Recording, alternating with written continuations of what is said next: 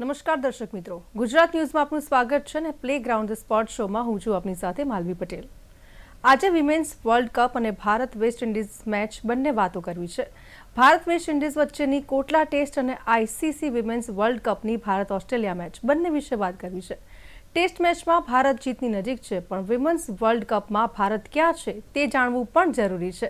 ત્યારે આ રસપ્રદ વિષય પર આજની ચર્ચા છે અને આ જ વિશે ચર્ચા કરવા માટે આપણી સાથે જોડાયા છે સ્પોર્ટ્સ એક્સપર્ટ અશોક મિસ્ત્રી। અશોકજી, સ્વાગત છે આપનું। Thank you so much. ચર્ચાની શરૂઆત કરીએ એ પહેલા નજર કરીએ સ્પેશિયલ રિપોર્ટ પર। ભારત વેસ્ટ ઇન્ડિઝ વચ્ચેની કોટલા ટેસ્ટ અને ગઈકાલે રમાઈ ગયેલ ભારત ઓસ્ટ્રેલિયા વચ્ચેની વિમેન્સ વર્લ્ડ કપ મેચ રોમાંચક બની।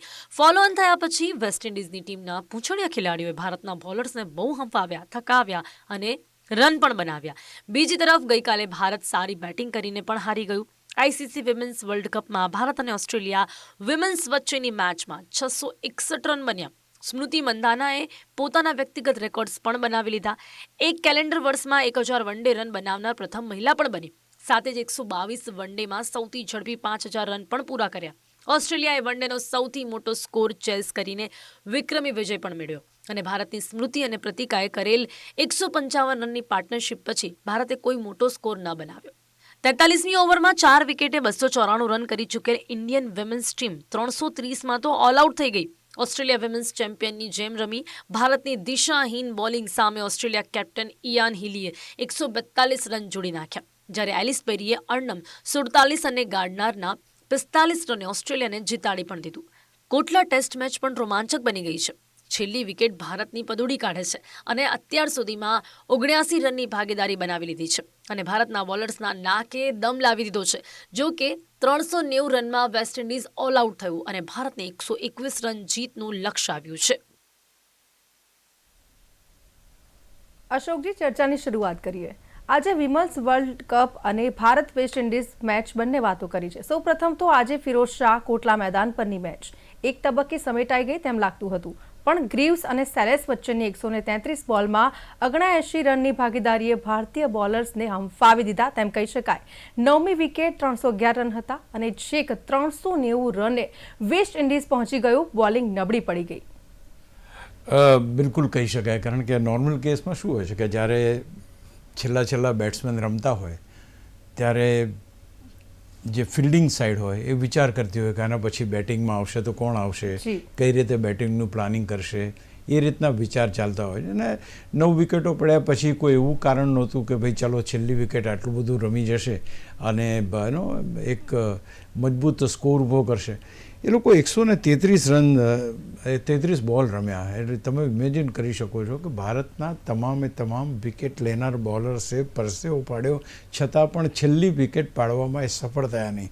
દે ટ્રાઈડ એવરીથિંગ।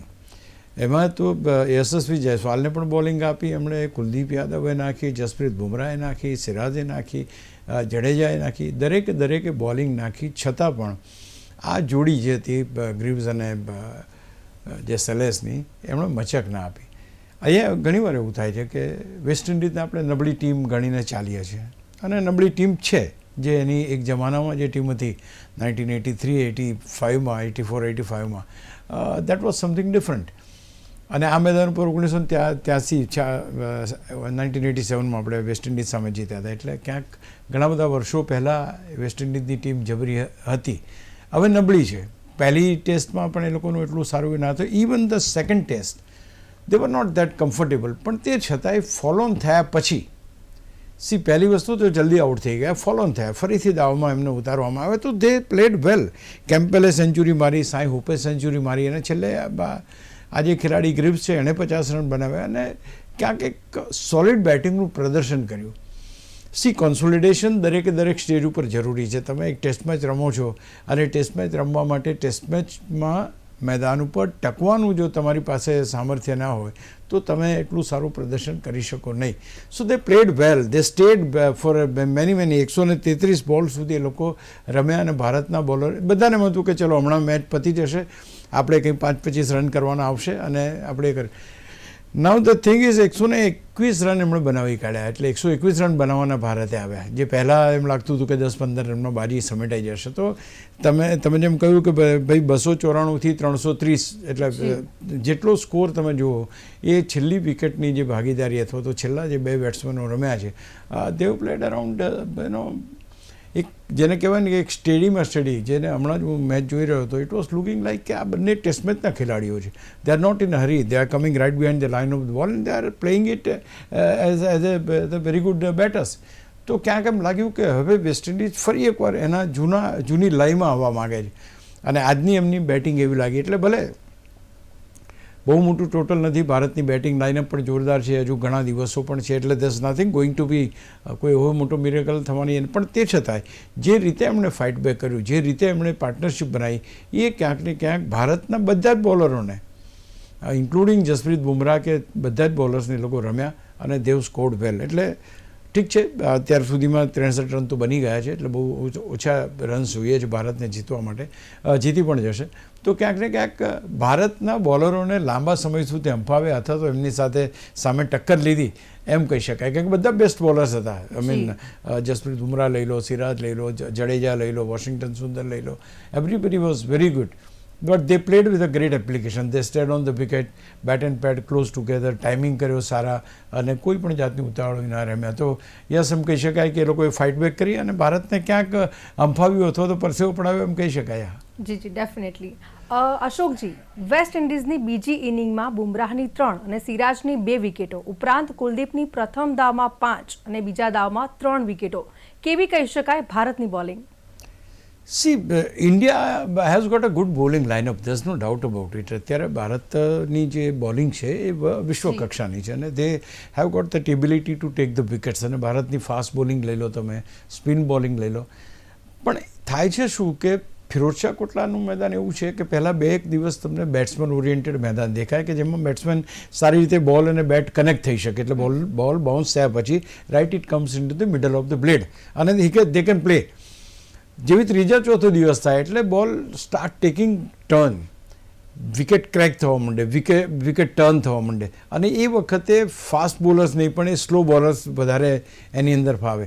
એટલે કુલદીપ યાદવે પણ સારી બોલિંગ કરી, જડેજાએ સારી બોલિંગ કરી, સિરાજે કરી, everybody has taken very good wickets. છેલ્લે શું થઈ ગયું, કારણ કે આ બધા બહુ સારામાં સારા પ્લેયર્સ છે, પણ એમને એટલી સારી રીતે વેસ્ટ ઇન્ડિઝના બેટર્સ રમી ગયા અને જે 69 રનની પાર્ટનરશિપ બની એ ક્યાંક ક્રુશિયલ હતી. અદરવાઇઝ આપણે તો અત્યારે મેચ જીતી ગયો એની ચર્ચા કરતા હોતા છે. આજે આપણે મેચ જીત્યા એની ચર્ચા કરો, છેલ્લી વિકેટની ભાગીદારી આટલે સુધી તમને લઈ જાય છે, એટલે એની પરથી ખ્યાલ આવે છે કે ભાઈ દે ફોટ બેક, અને દે ફોટ back in such A way કે ભાઈ ભારતને ફરી બેટિંગમાં ઉતરવું પડશે. પહેલી ઇનિંગમાં એક ઇનિંગ અને 140 રનથી ભારત જીત્યું હતું. આ વખતે એવું ના કરવા દીધું એમને કીધું કે એક ઇનિંગ નહીં, તમારે ફરી બેટિંગમાં આવવું પડશે અને તમે રન બનાવો અને જીતો. તો ક્યાંક એક ફાઇટ બેક જોવા મળી. બોલિંગ ડિપાર્ટમેન્ટ એબ્સોલ્યુટલી સરસ જ હતું, there is no doubt about it, અને બધા બોલર્સે સારી બોલિંગ કરી છે. But the fact of life is that spinners have got something in this wicket. તો જાડેજાએ સારી બોલિંગ કરી, વિકેટો મળી, કુલદીપે સારી બોલિંગ કરી, વિકેટ લીધી.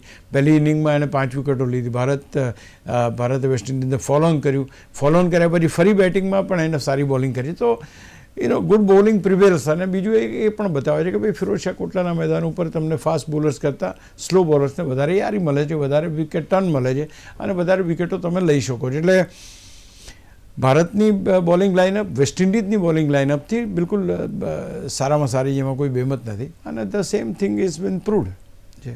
જી અશોકજી, હવે વર્લ્ડ કપની વાત કરીએ તો ભારતીય ટીમે ઓસ્ટ્રેલિયા સામે 330 રન બનાવ્યા, છતાંય ઓસ્ટ્રેલિયા જીતી ગયું, અને કેપ્ટન એલિસા હેલીએ તો ઇતિહાસ રચી દીધો. 107 બોલમાં 142 રન જોડી નાખ્યા. કેવી રહી મેચ અને ઓસ્ટ્રેલિયાનો ચેઝ?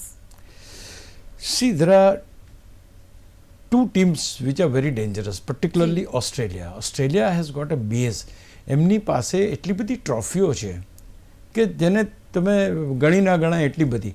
વર્લ્ડ કપની વાત હોય, T20ની વાત હોય, વન ડે વર્લ્ડ કપની વાત હોય, મેન્સ વન ડેની વાત હોય, કોઈ પણ જગ્યાએ કોઈ પણ ચેમ્પિયનશિપમાં તમે કોઈ પણ એની અંદર તમારી પાસે જે એક કરતાં વધારે સમય એ લોકો જીત્યા હોય એવું બને.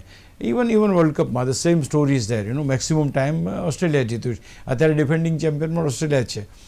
મેન્સ ટીમની વાત કરીએ તો આપણે જાણીએ છીએ કે ફાઇનલમાં આપણને અહીંયા અમદાવાદના નરેન્દ્ર મોદી સ્ટેડિયમ પર ઓસ્ટ્રેલિયા કે બહાર આવ્યા હતા. તો કહેવાનો મતલબ છે કે they are the fighters, that spirit prevails in them. એ કોઈ દિવસ કોઈ પણ મેચને હાથમાંથી જવા ના દે. એ એમની જે તમે જુઓ, જે સ્ટાર્ટિંગમાં તમને આ 147 રન જોવા મળે, પણ ત્યાર પછી શું થયું? તો એસ્લે ગાર્ડનર આવ્યા તો એણે પણ એટલું જ સારું રમ્યા, અને ત્યાર પછીના જે બેટર્સ આવ્યા they also played the similar way. કારણ કે જ્યારે વિકેટો પડી ત્યારે બી એમ લાગ્યું કે હવે ભારતના હાથમાં બાજી આવી જશે, વાંધો નહીં આવે.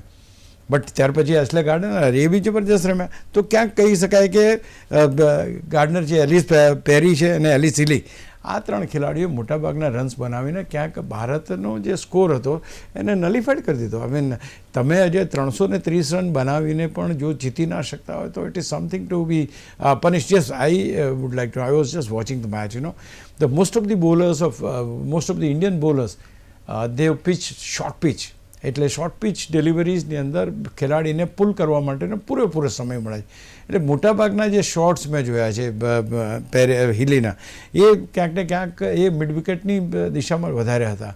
અને જે રીતે તમે બોલિંગ કરતા હો, તમારે you need to change your bowling line-up. એનું તમારું જે એની પિચિંગ છે તમારે ચેન્જ કરવું પડે, વેરિએશન્સ લાવવું પડે. તમે જ્યારે બેટ્સમેન જામી ગયા હોય, તમને ખબર છે, અને એ છતાં પણ તમે જો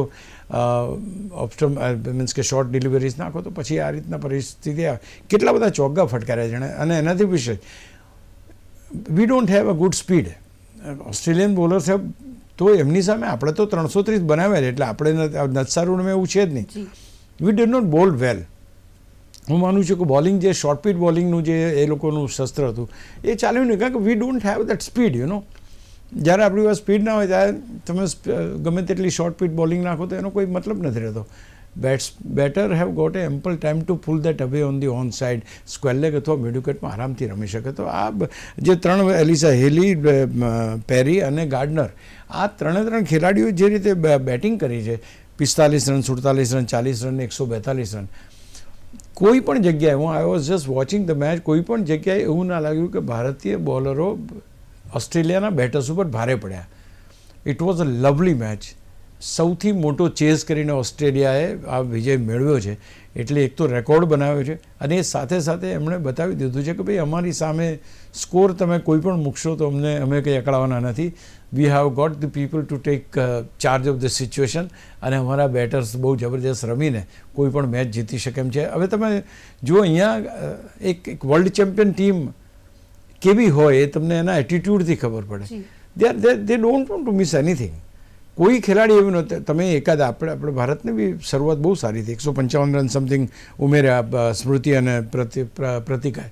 વી પ્લેડ વેલ, પણ જે સ્ટ્રોંગનેસ, જે મજબૂતાઈ જોઈએ, એ મજબૂતાઈ તમે જુઓ તો આ હિલીની બેટિંગમાં તમને જોવા મળે, પેરીની બેટિંગમાં તમને જોવા મળે. તે પ્લે વિથ દેટ. એના બાવળાની તાકાત આપણને જોવા મળે કે આ કેટલો પુલ કરે છે તો કેટલી તાકાત લગાવે, સિક્સ મારે છે તો કેટલી તાકાત લગાવે. તો ક્યાંક આને એમને હારવું ગમતું નથી. કોઈ પણ ટીમ હોય, મેન્સ ટીમ હોય કે વિમેન્સ ટીમ હોય, દે always like to dominate. They have dominated so far in the world cricket, અને હજુ પણ એ જ પ્રમાણે રમે છે. એટલે ભારત માટે બહુ કપરા ચડાવવાનો છે કે જો તમે 330 કરીને પણ એ સ્કોરને ડિફેન્ડ નથી કરી શકતા તો આગામી મેચોમાં તકલીફ તમને ઊભી થઈ શકે છે. ડેફિનેટલી. અશોકજી, ભારતની બેટિંગમાં એક સમયે 3 વિકેટે 265 રન હતા, અને 303 રનમાં તો ભારત ઓલ આઉટ થઈ ગયું. ભારત હજુ વધુ રન બનાવી શક્યું હોત તેમ કહેવાય. તમે જે કીધા આંકડા ઉપરથી તમે જુઓ ને કે 3 જ વિકેટ આપતી, આટલી બધી વિકેટો ધડાધડ પડી ગઈ. લગભગ 36 રન કેવો કે હતા, એની અંદર તો 7 વિકેટો પડી ગઈ. તો અહીંયા આગળ 2-3 વસ્તુ છે કે we don't take the assessment of the situation. એનું એ થયું કે તમે લોંગ થોટથી, મોટા થોટથી જતા, થિંકિંગથી જતા નથી. અંદર તમારા ખેલાડીને ખબર હોય છે કે મારી ટીમને શું જોઈએ છે. You cannot get boundaries and sixers every ball, you need to stay there. 50 ઓવરની match એટલે બહુ લાંબી મેચ કહેવાય, અને એ મેચમાં તમારું ત્યાં ઊભા રહેવું બહુ જરૂરી છે. If you stand there you will get the runs, તમને ઓટોમેટિક મળશે. પણ તમે ચોગ્ગા છગ્ગા જ મારવા જાઓ છો, તમે કેચ જ ઉછાળો છો, અને ખેલાડીને ખબર નથી કે આપણે, અને they are getting satisfied. 330 run આપણા થઈ ગયા છે, આપણે હવે we are in a comfortable position. No, it is not so. Sky is the limit. There's no limit for winning, you need to work hard. તો તો હું માનું છું કે ક્યાંક એક સેલ્ફ સેટિસ્ફેક્શન જ્યારે આવી જાય ને કે હા હવે તો આપણા હાથમાં આવી ગઈ બાજી 300+ સ્કોર આપણે કરી દીધો, વન ડેમાં આનાથી વિશેષ સ્કોર તો કંઈ થાય નહીં, તો then you are making mistake. તો આ લોકોએ ક્યાંક આંખ ખોલી કે ભાઈ તમે 330 કરો તો એનો અર્થ એ નથી કે તમને જીતનું લાયસન્સ છે. એ 330 રન ચેસ કરનાર ટીમો પણ આ વર્લ્ડ કપમાં છે. આપણે વિજય મેળવ્યો હતા બાંગ્લાદેશને પાકિસ્તાન સામે વિજય મેળવીને આપણે બહુ જબરજસ્ત, અને I mean, there's nothing to criticize as long as women's cricket team is concerned, but the attitude, remains there. તમે બાંગ્લાદેશને પાકિસ્તાનની મેળવેલી જીતથી તમે ઓસ્ટ્રેલિયા અને સાઉથ આફ્રિકાનો સામનો ના કરી શકો. આઈ think that one has to understand that, અને they should go accordingly. Ashokji, Bharat Bangladesh અને પાકિસ્તાન સામે જીત્યું પણ સાઉથ આફ્રિકા અને ઓસ્ટ્રેલિયા સામે હાર્યું. શું હજુ ભારતીય ટીમ વિમેન્સ વર્લ્ડ કપમાં રમવાની રેસમાં છે? શું ફેરફારો કરવા પડશે ભારતીય ટીમમાં? તમારી પાસે હું માનું છું કે બોલિંગ ડિપાર્ટમેન્ટમાં થોડા ચેન્જીસ કરવા પડશે. At the same time bowling કયા પિચિંગ કરે છે, involvement of the captain is very much required. મેં જોયું કે હરમનપ્રીત કૌર કેપ્ટન તરીકે એ જ્યાં ઊભા હતા ત્યાંથી એમ લાગ્યું કે આટલા બધા ચોગ્ગા છગ્ગા જાય છે તો કમસે કમ she should go to her bowler end tell કે ભાઈ બોસ અહીંયા બોલિંગ ના કરો, આ એરિયામાં બોલિંગ કરો. તમે you cannot leave everything to the bowlers. છોકરીઓ નવી છે, they are new, they don't have that much experience કે એનું પિચિંગ કઈ રીતે. તો એ someone will have to guide them કે ભાઈ ત્યાં જઈને કહેવું પડશે કે ભાઈ આ લાઈન નહીં, તું ઓફ સ્ટમ્પ લાઈન પકડ, અથવા મિડલ એન્ડ ઓફની લાઈન પકડ, અથવા તો શોર્ટ પિચ બોલિંગ થાય છે એ ના કર. 3 ચોગ્ગા વાગ્યા પછી પણ તમે ચોથો બોલ એ જ રીતે નાખો છો, you are committing a mistake. તો એ વખતે કેપ્ટનની ઇન્વોલ્વમેન્ટ જરૂરી છે. If I am not mistaken, મને એમ લાગ્યું કે જે હરમનપ્રીત કૌરનો જે એટીટ્યૂડ ટોવર્ડ્સ બોલર્સ હોવો જોઈએ, થોડોક અરે કે તો બરાબર જ કરે છે ને, it's not so. The captain is there to guide, the captain is there to show the way.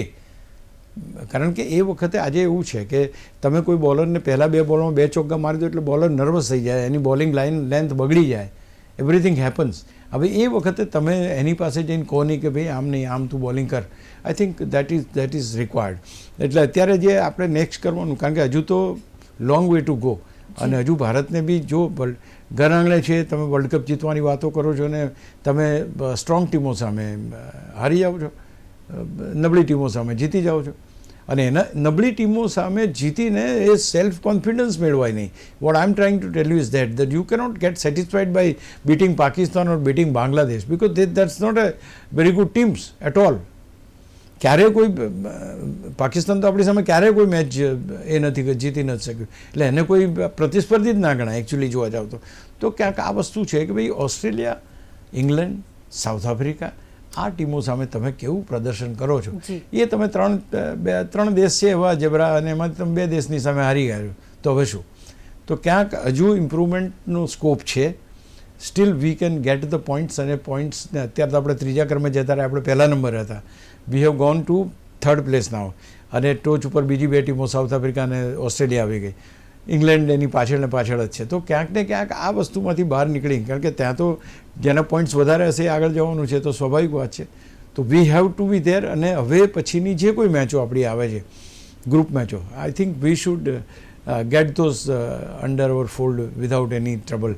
અને અહીંયા જરૂરી છે કે bowling coach will have to ensure that the line and length, અને કેપ્ટન હેઝ ટુ એન્શ્યોર કે ભાઈ she stands there with the bowler, અને એને ગાઈડ કરે કે ભાઈ આ રીતે નહીં, આ રીતે બોલિંગ કરો.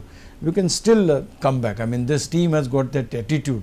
અને આપણે ચર્ચા એટલે કરીએ છીએ કે because when we wanted to win, if you wanted to win, then you need to do some changes.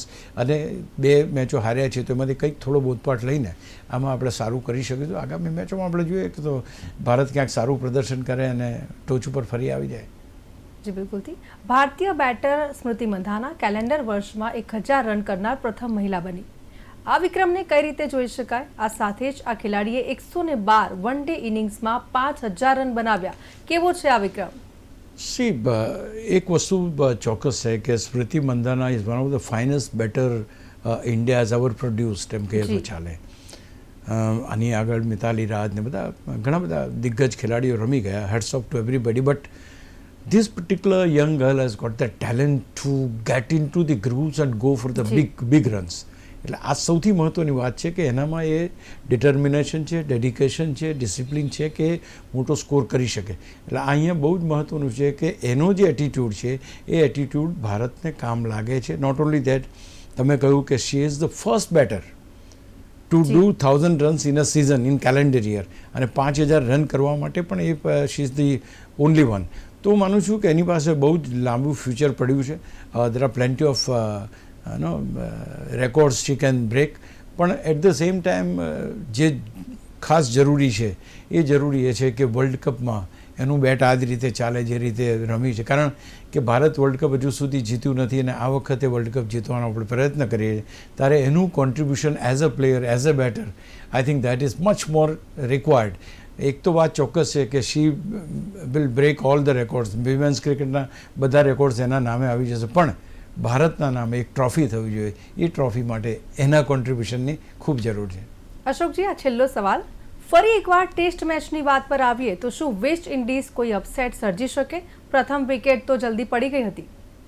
નહીં, હવે કોઈ એવો ચાન્સ નથી. કારણ કે એમ લાગ્યું કે ભાઈ 120 રન બન્યા અને કદાચ વધારે લાંબો સમય કરીને કદાચ 150-200 રન સુધીનો જો સ્કોર આપણી સામે હોત તો કંઈક ચેલેન્જ હતી. પણ હવે એવી કોઈ ચેલેન્જ દેખાતી નથી, કારણ કે સ્ટમ્પ્સ વખતે 63 રન ભારતના થઈ ચૂક્યા છે, એક જ વિકેટ પડી છે અને 101. એટલે આવતીકાલે આપણને લગભગ કલાક 2 કલાકની અંદર જીત મળી જાય એવી પરિસ્થિતિ અત્યારે તો સર્જાઈ છે.